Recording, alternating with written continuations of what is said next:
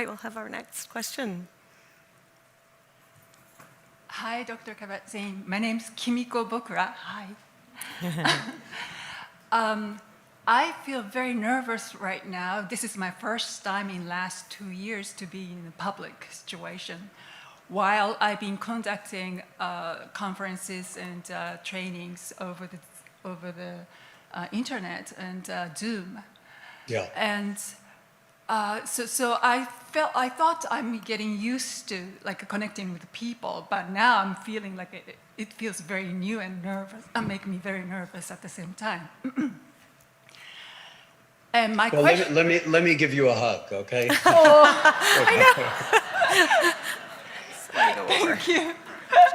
So my question is not only the Zoom space. Now it's a metaverse and VR is coming into the scene, and I'm wondering what's your thought on this emergence. For example, I have a friend who is a Zen monk in Japan, and he uses VR to consult for the suicide prevention, and he's not face to face with the client. He's dealing with this kind of made-up identity, but for those people, somehow it works, and he's utilizing it. But at the same time, it's highly, even more sensory engaging than the Zoom and everything. So there is a lot of concern about dopamine trigger. So I'm just wondering what your thought about that. Wow, what a wonderful question, and really poignant that you bring up the dopamine triggers, because of course our technology is increasingly addictive in certain ways, and so even email, can't live with it, can't live without it. Phones, it's like supercomputer in your pocket, complete interconnectivity, except maybe with yourself, because you're like perpetually distracted. And they say that we check our phones like every few minutes, over 300 times a day. Well, why do we need to do that? What are we missing? So I've had some experience with VR and with various very sophisticated programs that could allow you to do martial arts or dance on the surface of Mars or on the surface of Moon or in any kind of constructed reality.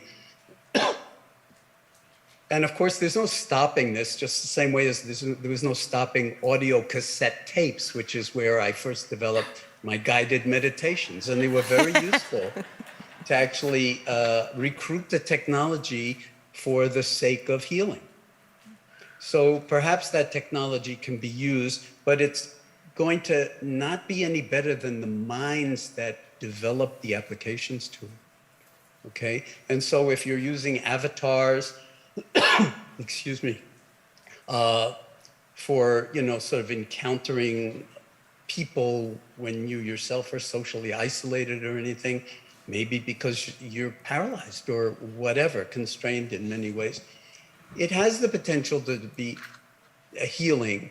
But as with all of the technology, it's a double-edged sword. And I think the more the Silicon Valley engineers and all of the people involved in Silicon Valley, excuse me, are aware of the shadow side of this, the more we can actually use whatever technologies are that become available as a way to ground ourselves and not give up on, but in some sense learn to inhabit our analog, the beauty of our analog being, which, don't forget, virtual reality may have a, sort of a life span so far of maybe 30 years or 20 years or whatever. Thank you. But we're the product of billions of years of evolution. And there's a certain wisdom baked into the universe of our atoms and molecules and cells that's really extraordinary. And it's time we wake up to it before it's too late.